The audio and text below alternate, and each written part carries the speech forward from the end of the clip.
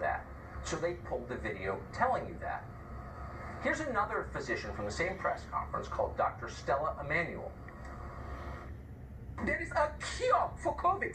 There is a cure for COVID. It's called hydroxychloroquine, it's called zinc, it's called Zitromax.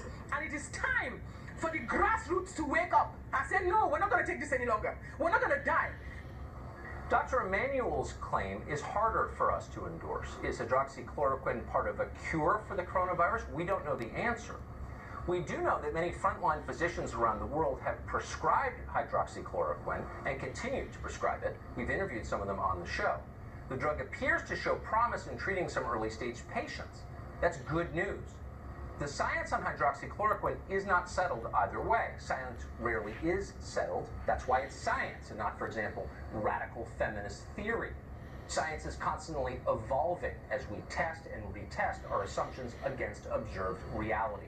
That's the whole point of science. Unfortunately, reality is not the point of politics. Winning is the point of politics, so they scrubbed that video. Here's more of it. My message to Dr. Anthony Fauci is, when is the last time you put a stethoscope on a patient? That when you start seeing patients, like we see on a daily basis, you will understand the frustration that we feel. And you need to start feeling for American people like we, the frontline doctors, feel. I need to start realizing that they are listening to you. And if they are going to listen to you, you got to give them a message of hope. Oh, that clip enraged them. Because above all, you must never mock the sainted Anthony Fauci. Under no circumstances can you note that Dr. Fauci is in fact very often a hypocritical buffoon who refuses to admit what he clearly doesn't know.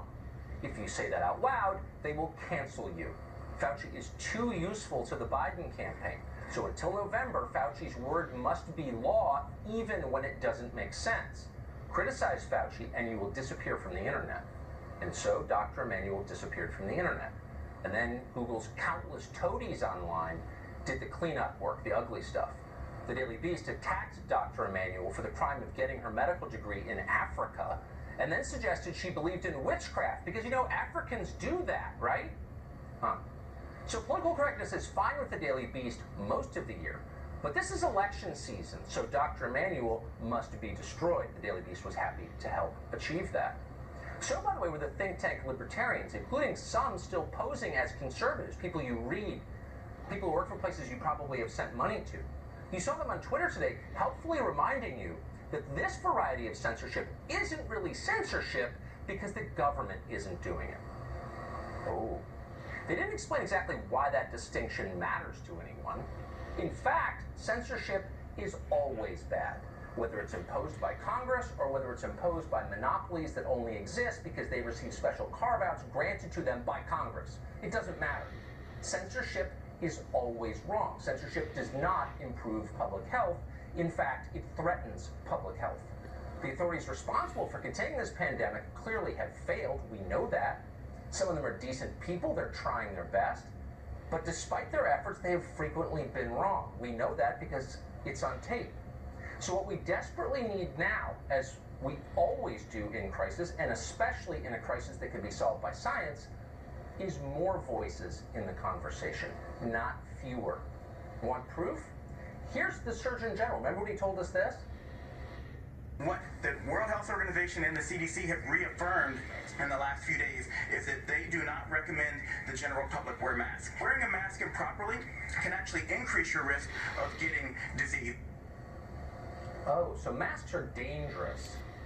Right. That wasn't very long ago. Now masks are mandatory, and the cops will nab you if you're not wearing one. What does this tell us? It tells us what we already knew, if we were honest, which is that scientific consensus changes. That's the point. As we learn more, our conclusions change. Legitimate scientists understand that. That's called the scientific method. Big tech companies don't care one way or the other because their goal is not the truth. Their goal is to control the outcome of an election. It's not to protect public health. This isn't about public health, and it's not about science. It never was.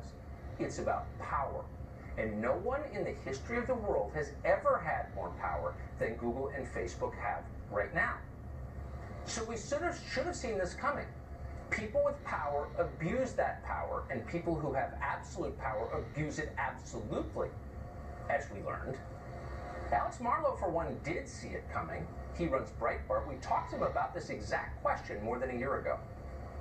This is the battle. They are trying to win the 2020 election by shutting down and censor the outlets that might give voices to the voiceless, the people disenfranchised. You really think you're going to get reelected president if nobody can hear your message? Absolutely. They see this crystal clear, and that's why they're trying to shut down you and me.